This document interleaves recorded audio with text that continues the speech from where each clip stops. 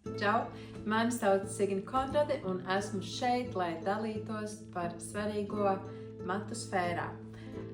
Neesmu bijusi šeit super sen, gandrīz ir aizmirsies, kā ir runāt tikai ar kameru, bet nekas. Šodien es gribu jums izstāstīt vienu tādu svarīgu lietu, dziļi attīrošie šampūni. Vai tu kaut ko esi dzirdējis, vai varbūt tu jau lieto, tad visforši, bet ja nē, tad noteikti noskaties šo video, jo es padalīšos par visiem plusiem vai mīnusiem un mīnusiem, kāpēc būtu jālieto tas.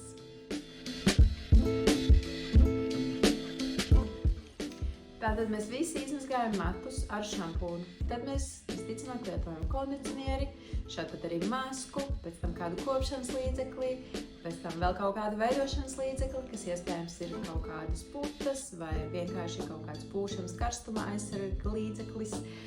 Ļoti iespējams finišā mēs to visu noslēdzam ar kādu eļļu un iespējams vēl, kad tur nāk pa virsmu arī matulaka, respektīvi daudz dažādi produkti, tad mēs izējam ārā, kur ir kaut kāds gaisa piesārņojums. Visa kā ir daudz, laika gaitā mēs iespējams jūtam, ka mati paliek grūtāk ieveidojami, krāsa ir nespodra, mati ir grūtāk savācami. Šīs visas lietas iespējams ir tieši no tā, ka tajos matos ir daudz par daudz visādu nosēdumu, kurus, diemžēl, mūsu parastais šampūns nespēja nomazgāt. Un labi, ka tā, jo parastam šampūnam nav jābūt dziļi attīrošam, jo to ikdienā vienkārši nedrīkst lietot.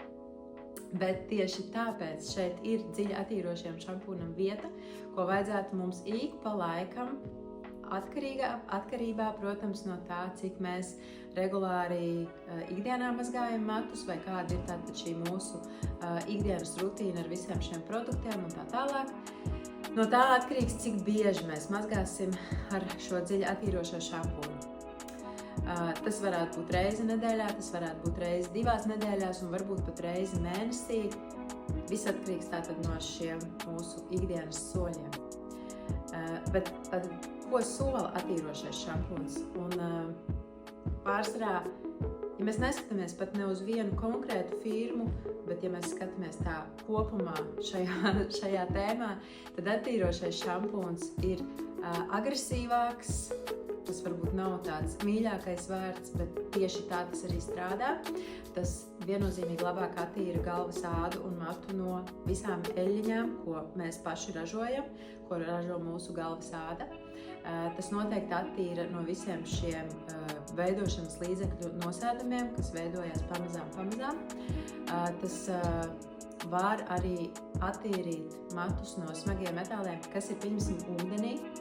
Tas noteikti labāk attīra matu no chlora, un arī šis gaisa piesārņojums atstāja savu nospiedumu, un šie dziļi attīrošie šampūni mēdz to labāk notīrīt. Un tad, protams, mums ir jāskatās, kāda firma, kāpēc tieši šo firmu izvēlēties vai neizvēlēties, ko attiecīgi katrs tas šampūns sola, jo mēdz būt šampūni, kas ir tiešām agresīvāki, un pēc tam tā sajūta ir ļoti izģērbta tam matam, un ir šampūni, kas ir draudzīgāki, bet tik un tā ar ļoti aktīvām sastāvdaļām un var to matu attīrīt pietiekami labi. Vēl, protams, ir jāpievērš uzmanība arī tam, vai tie ir draudzīgi matu krāsai, jo var būt tik agresīvi, kad pilnīgi tā kā rauj nost kaut kādu toņa niansi, kas droši vien mums nebūtu, ja mēs esam nesen no friziera, tā kā tas nebūtu tas solis, ko mēs gribētu veikt. Bet, jā, tātad tās ir tādas mazās nianses, kam būtu jāpievērš uzmanība, izvēloties konkrēto firmu, ar ko mēs vēlamies mazgāt. Bet kopumā es noteikti rekomendēju ik pa laikam lietot šo šampūnu. Mājās viņš ir stāvēt, un viņš ir stāvēt labu laiku. Un ik pa laikam mēs ar viņu varam izmazgāt, kas ir ļoti svarīgi. Man kā frizierei ļoti patīk, ja klients pirms krāsošanas, vienalga vai tās ir dažas dienas vai nedēļa, bet ir nedaudz pirms friziera apmeklējuma izmazgājis ar šo attīrošo šampūnu, jo man ir krietni vieglāk strādāt, kad mats tiešām ir attīrīts, kad es zinu, ka tur nebūs nekādi nekādi metāli vai nekas tāds, kas man varētu kaut kādā veidā provocēt ķīmiskajā procesā kaut kādas neparedzamas lietas. Tāpēc šis ir viens tāds solis, ko es iesaku kā friziere, bet vispārējais, ko es iesaku, ir vienkārši kā frizieres klientiem un jums, kas ir labi priekš jums pašiem, jo ikdienā vieglāk ir noteikti vieglāk kopt matu, ja tas ir tīrs un vieglāk savācams, krāsa ir spodrāka. Un ja jūs jautājat, kas ir mans mīļākais attīrošais šampūns, tad es lietoju no firmas Olaplex. Ja jūs man sekojat Instagramā, tad jūs esat noteikti pamanījuši, ka Olaplex ir viena no kompānijām, kas man tiešām patīk ļoti daudz gadus. Un tāpēc es arī lietoju viņu attīrošo šampūnu, kas man viņā ļoti patīk.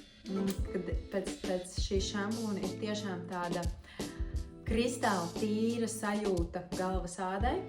Tās ļoti labi noņem arī atmirušās kaut kādas galvas ādas šūniņas. Respektīvi, tā sajūta tiešām ir tīra, bet tajā pašā laikā tas neko nenodara krāsai. Tas nenorauj nekādus toņus un krāsai ir draudzīgs.